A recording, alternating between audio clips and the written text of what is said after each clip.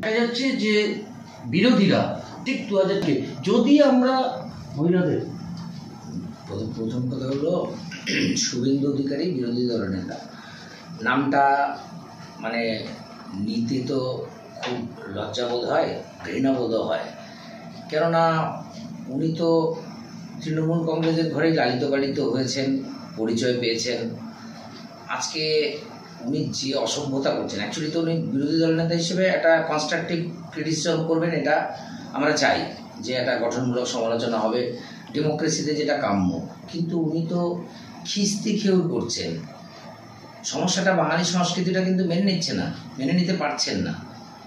এখন বাংলা অনেক সুশিক্ষিত, সুরুচি সম্পন্ন, বিভিন্ন স্তরের মানুষের সঙ্গে আমরা কথা বলি। ওনার এই ধরনের ভাষ্য সাধারণ মানুষ মেনে নিতে প্রস্তুত নন। সে যোগ্য উত্তর তিনি 2026-এই পেয়ে যাবেন। খুব সম্ভবত 2021-এ যে আসনগুলো লাভ করেছিল তার 50%ও পাবেন না। কনফিডেন্টলি আমি বলছি এটা। পশ্চিমবঙ্গ কেন সারা ভারতবর্ষে মহিলাকে যেখানে সম্মান দেন সেখানেও দেখা করতে দেন না, কিন্তু 2004 জয় মা দুর্গা, তাহলে রাজনীতি কি? প্রথম কথা হলো, এর আগে আপনি একটু ছোট্ট কথা বলেছিলাম যেটা আমার প্রশ্নের উত্তর দেওয়া হয়নি। অন্য যে আমাদের ডাইরেক্ট যে স্কিমগুলো রয়েছে যেখানে টাকাটা ঢোকে, শুভেন্দু তো নিজে আবার বলছেন যে ক্ষমতা এলে ওনারা 3000 টাকা দেবেন বা 2000 টাকা দেবেন বা 2500 টাকা দেবেন বলছেন।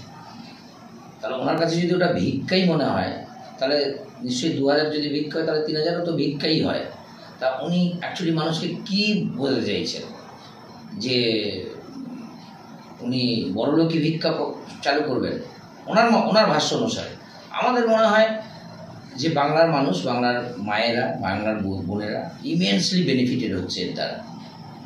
এবং বাংলার যে ইকোনমি, সেই ইকোনমিটা অত্যন্ত সচল থাকছে। বিশেষ করে গ্রামগঞ্জের বাজারঘাটগুলোতে গেলে দোকানদাররাই বলেন আমাদেরকে যে এটা খুব ভালো জিনিস হয়েছে, যে অন্ততপক্ষে গ্রামীণ মহিলারা প্রতিদিনকার সকালাত কিছু পূরণ করে দিতে পারেন। তো শুভেন্দু শুধুমাত্র বিরোধিতার জন্যই যেটা বলছেন সেটাকেই তিনি অস্বীকার করছেন। আসলে আমার মনে হয় উনি খানিকটা ভারসাম্যহীন হয়ে পড়েছেন রিসেন্টলি। আর আপনারা বলছেন যে আমাদের যে ধর্মীয় সংস্কৃতির কথা বলতে গেলে অ্যাকচুয়ালি যেদিন থেকে উত্তরপ্রদেশে গত 2024 সালে ওই রাম এবং রাম মন্দির ফ্লপ করে গেছে, তখন থেকে এরা দেবদেবী সম্পর্কেও সচেতন হয়ে গেছে। এবং যেহেতু বঙ্গভূমিতে রামের চাষবাসটা একটু কম হয়, এটা আমাদের সংস্কৃতিগতভাবেই কম হয়, স্বাভাবিকভাবেই রাম পুজো করেছেন, অকাল বোধন হলেও করেছেন দেবী দুর্গাকে পুজো।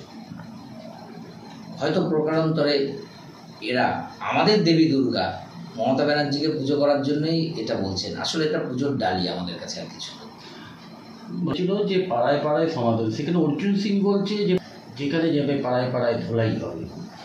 কি বলবেন আজকে? অর্জুন সিং নিয়ে তো আর নতুন করে কিছু বলার নেই।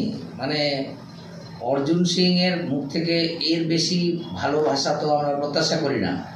তা পাড়ায় পাড়ায় ধোলাই কি হচ্ছে না হচ্ছে সেটা আমাদের উত্তর 24 পরগনার ওই ভাটপাড়া থেকে কাঁচরাপাড়া পর্যন্ত সবাই বুঝছে যে উনি আসলে পাড়ার লোক কীভাবে তারা দিয়ে তাকে পাড়া ছাড়া করছে। এই নিয়ে কি বলার আছে? 2026-এ ভোটের আগেই আবার সিএনআরসি নিয়ে সরব হয়েছে কেন্দ্র।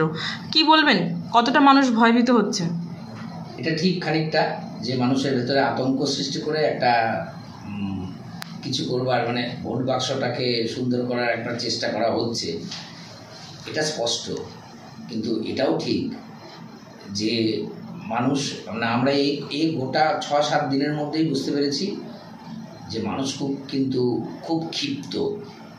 এমনকি যারা নাকি পূর্ববঙ্গ থেকে বিভিন্ন সময়ে এসছেন, তো মানুষ সেই 50 থেকে আসা শুরু করেছে, তো এখনো আসছে, মানে বিভিন্ন সময় আসছে।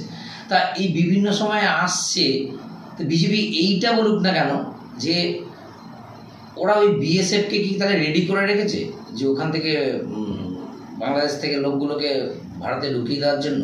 এটা আগে বিজেপি বলুক যে বিএসএফ, সিআরপিএফ, এদের যে বর্ডার অঞ্চলগুলোকে যারা নাকি পাহারা দেওয়ায়, তারা কি করছে? 1 নম্বর কথা।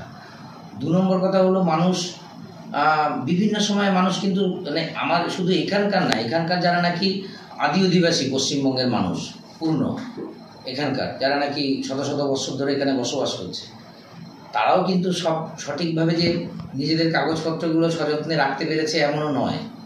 তারপরে তো বিভিন্ন সময়ে বিভিন্ন মানুষের বিপদ আপদ হয়, বন্যাপ্রবণ অঞ্চল, বন্যা হয়, এই হয়, এই কাগজপত্রের সব কিছু ঠিকঠাক নেই। মানুষ খুব ক্ষিপ্ত, মানুষ খুব আশঙ্কিত, আতঙ্কিত এবং ক্ষিপ্ত। তার জবাবই কিন্তু 2026 দেবে মানুষ।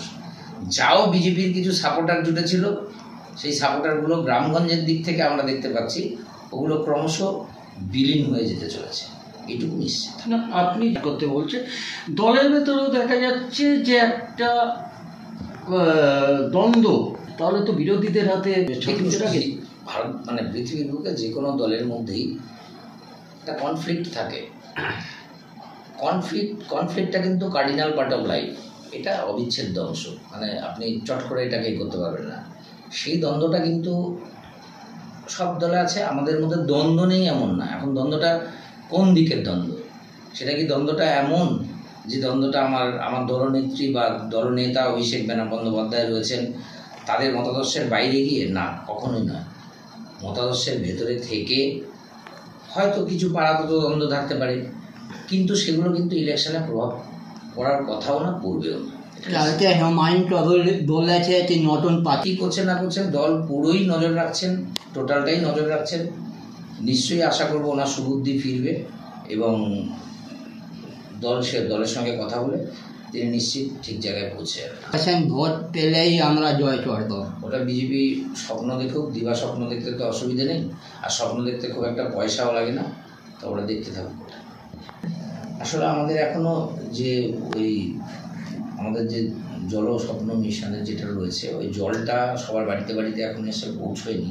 কাজ চলছে, এটা ঠিক, কাজটা অত্যন্ত ধীর গতিতে চলছে, ওটা একটুখানি প্রয়োজন আছে। আর আমার কিছু ড্রেনেজ সিস্টেমে একটু অসুবিধে আছে, আদারওয়াইজ সব ঠিক আছে। কিন্তু কিছু বার্ধক্য ভাতার ব্যাপারেও কিছুটা রয়ে গেছে। বার্ধক্য ভাতাটা কি বিশেষ করে আমাদের যেমন নাকি আমাদের সংখ্যা মানে যারা নাকি মানে তফসিলি তালিকা ধরে শিডিউল কাস্ট আছেন যারা, তাদের ক্ষেত্রে মানে মোটামুটি 99%ই হয়েছে, কিন্তু একটু জেনারেল কাস্টের ক্ষেত্রে বার্ধক্য ভাতার ব্যাপারটা আমাদের একটু পিছিয়ে আছি আমরা। এটা ঠিক আছে, এইটুকু বুঝতে পারি। এগুলো এদের খুব দরকার আছে, জরুরি, কারণ আমরা ডে টু ডে লাইফে প্রতিদিনকার সঙ্গে সবার সঙ্গে মিশি, তো তাদের একটু ডিমান্ড আছে, এটাই আছে আর কিছু।